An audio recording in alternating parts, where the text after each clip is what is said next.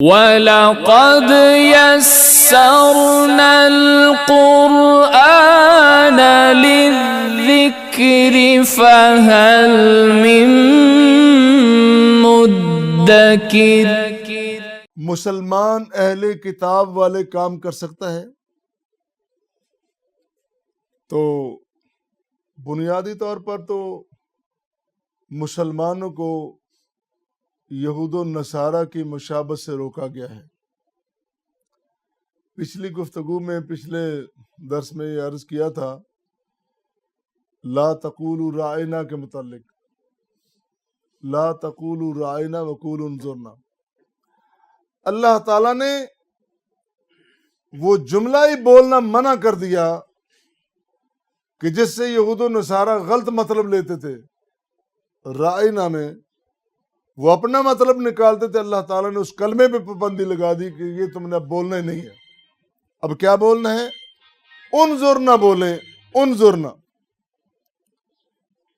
تو ان کے قول کی مشابہت، ان کے کردار کی مشابہت، ان کی روایات کی مشابہت، ان کے اسلوب کی مشابہت سب سے روکا گیا ہے کہ ان سب کو تم نے اختیار نہیں کرنا۔ مسلمانوں تمہاری اپنی شان ہے، تمہارا اپنا مقام ہے، تمہاری اپنی تعظیم و تکریم ہے، اس کو اختیار کرو، تم دوسروں کے پیچھے کیوں لگتے ہو؟ اور پھر خاص کر یہ جو سورہ بقرہ کی آیت کریمہ 109 ہے، جس میں فرمایا وَدَّ كَثِيرٌ مِّنْ أَهْلِ الْكِتَابِ لَوْ يَرُدُّونَكُم مِّن بَعْدِ إِيمَانِكُمْ كُفَّارًا حَسَدًا مِّن بَعْدِ مَا تَبَيَّنَ لَهُمُ الْحَقُّ۔ یہ اہل کتاب تمہیں چاہتے ہیں کہ تمہیں تبدیل کر کے رکھ دیں، تمہیں بدل ڈالیں، تمہاری حیثیت کو، اور تم جو مومن اور ایمان والے بنے بیٹھے ہو، تمہیں اللہ نے جس نعمت سے نوازا ہے، یہ چاہتے ہیں کہ تم ایمان کو ترک کر کے چھوڑ کے تم کافرانہ سوچ اور کافرانہ عمل اختیار کر لو، کفر کو اختیار کر لو۔ اللہ اکبر۔ اور اس کے پیچھے وجہ کیا ہے؟ ان کا جذبہ کیا ہے؟ حسدن۔ قرآن نے بیان کرتے کہ حسد ان کے پیچھے ہے، ان کا حسد نہیں جانے دیتا ان کو۔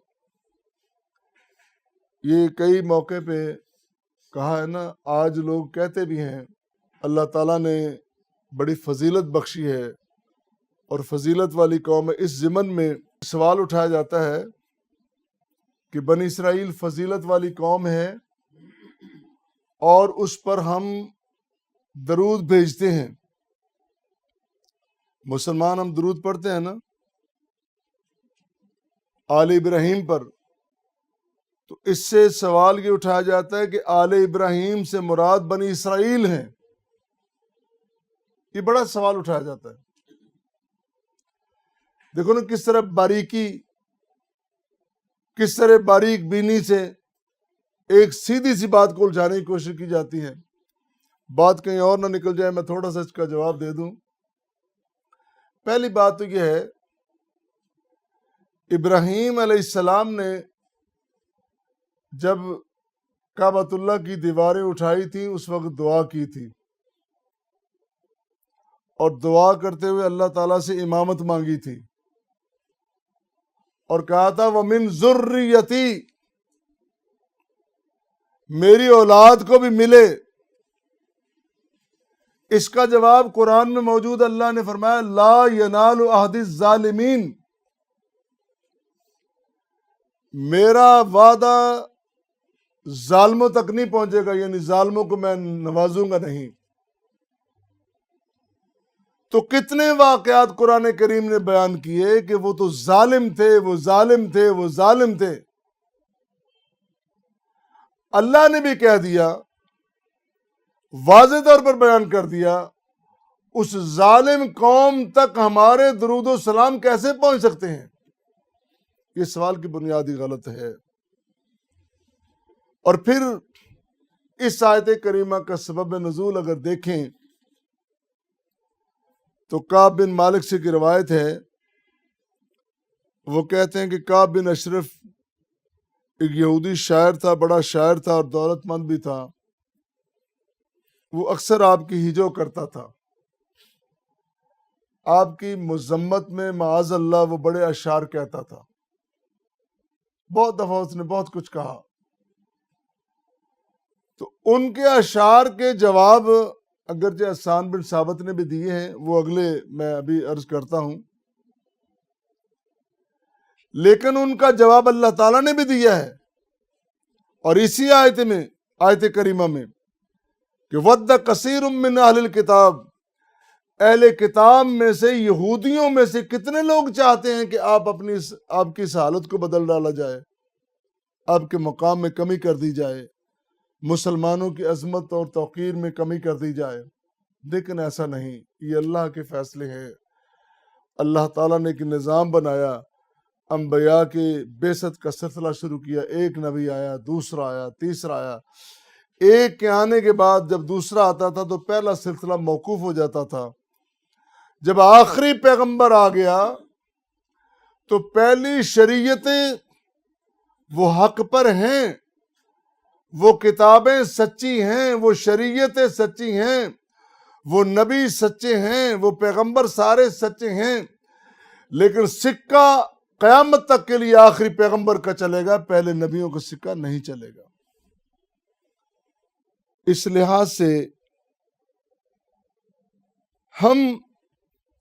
ہمیں منع کیا گیا کہ تم اہل کتاب کے رویے کو، ان کی فکر کو،